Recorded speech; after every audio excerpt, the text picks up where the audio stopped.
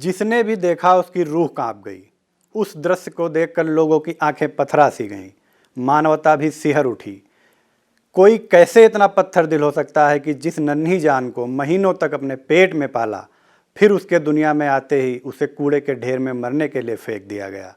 बुधवार की सुबह सीतापुर जनपद के लहरपुर के मोहल्ला छावनी में कूड़े में फेंकी गई नवजात बच्ची आवारा कुत्तों का निवाला बन गई।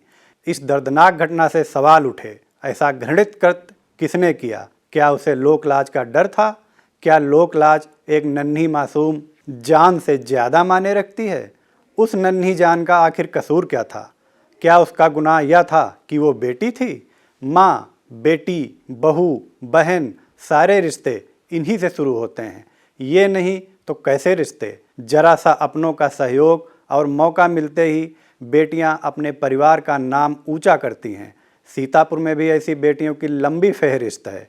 बात चाहे यूरोप महाद्वीप की सर्वोच्च चोटी माउंट एल्ब्रुस की 18,510 फीट, अफ्रीका महाद्वीप की 19,341 फीट ऊंची किलिमंजारो एवं 20,187 फीट ऊंची स्टोक कांगरी की चोटियों को फतह कर वहां तिरंगा फहराने वाली कोरैया उदयपुर निवासी कंचन सिंह की करें या कनवा खेड़ा निवासी नेशनल स्तर पर 800 मीटर दौड़ में 5 बार गोल्ड मेडल हासिल करने वाली लौंग श्री, अथवा राइफल शूटिंग प्रतियोगिता में सीतापुर की चैंपियन रह चुकी निघत मिर्जा की, इन सभी ने जनपद से लेकर विश्व स्तर तक नाम कमाया। सवाल यह कि जब बेटियां नाम कमाती फिर क्यों फेंकी जाती? यह कोई पहली घटना नहीं है जब नवजात को खेत, झाड़ी या कूड़े में फेंका गया है।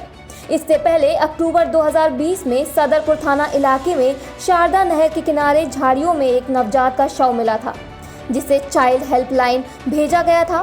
बिस्वा के गुलजार शाह मेला मैदान के पीछे तालाब के पास झाड़ी से एक नवजात का शव बरामद किया गया था। अक्सर इस तरह की घटनाएं सामने आने के मामले पर आई इंडिया ने आधी आबादी की राय जानी।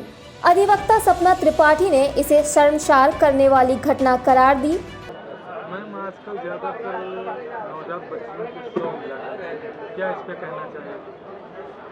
देखिए, हमारा कहना यही है कि इस तरीके की जो घटनाएं रोज़ सुनने में आ रही हैं, ये कतई शर्मनाक है, ये इंसानियत को शर्मसार करती हैं।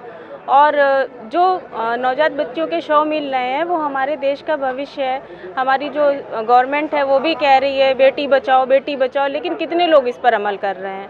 इस तरीके की घटनाएं कारित करने वालों के विरुद्ध सख्त से सख्त कार्रवाई करनी चाहिए और इसको जब तक नहीं रोका जाएगा तब तक इसी तरीके की घटनाएं होंगी, जब तक उनके खिलाफ इस प्रकार की कोई कड़ी कार्रवाई नहीं होगी। ममता डोडेजा ने आई इंडिया से कहा, बेटियों को पढ़ाने और आगे बढ़ाने की बात तो तब होगी जब बेटियां बचेंगी, इसलिए पहले बेटियां बचाइए। जो ये बेटियों के शव मिल रहे हैं ये बहुत ज़्यादा शर्मनाक है। उन पे सख्त से सख्त कार्रवाई होनी चाहिए और ज़्यादा से ज़्यादा है जो अपनी बेटियों को पढ़ाइए और आगे बढ़ाइए। ये तो हर जगह बोला जा रहा है, हर आगे सब बोलते चले आ रहे हैं, बट जब अपनी बेटियां ही नहीं सुरक्षित रहेंगी तो आगे पढ़ाएंगे क्या, आगे घर से निकालेंगे क्या?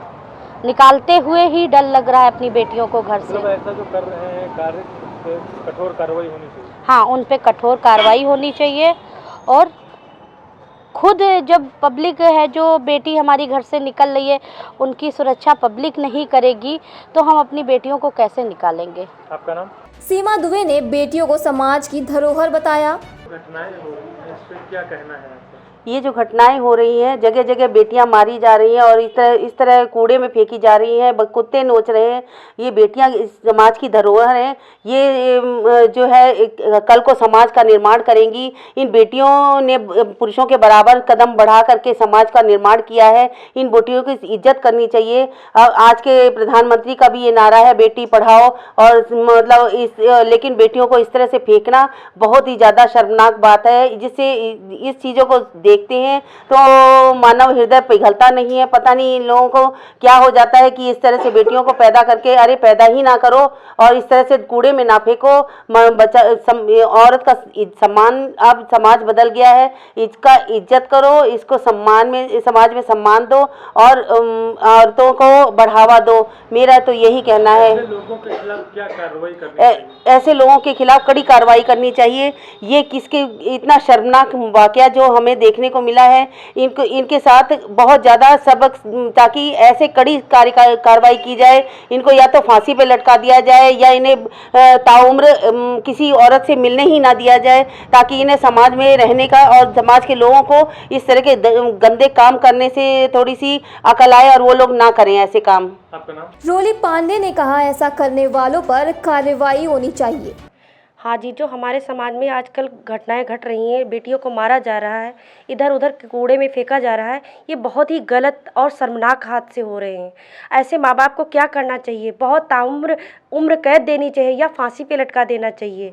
लड़कियां क्या हैं, उनको ये नहीं पता कि आज संसार जो बसा हुआ है वो लड़कियों के बल पे ही बसा हुआ है।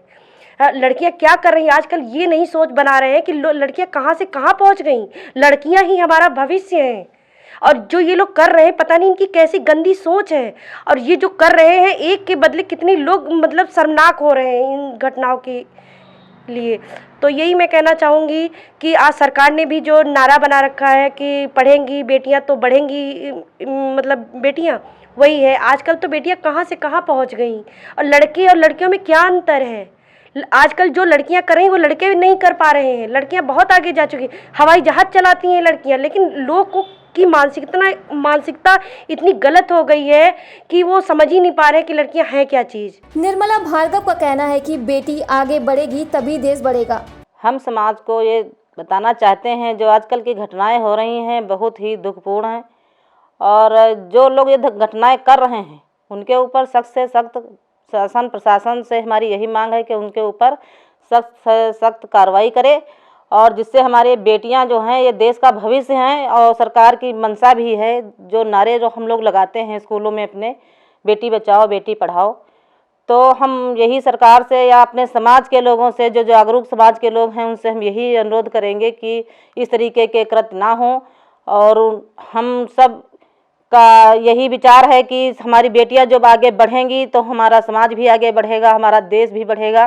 क्योंकि जब बेटी होती है तो हमारा समाज ही, अगर बेटी नहीं है तो कुछ नहीं है। बेटियों से ही हमारा समाज है, हमारा देश है।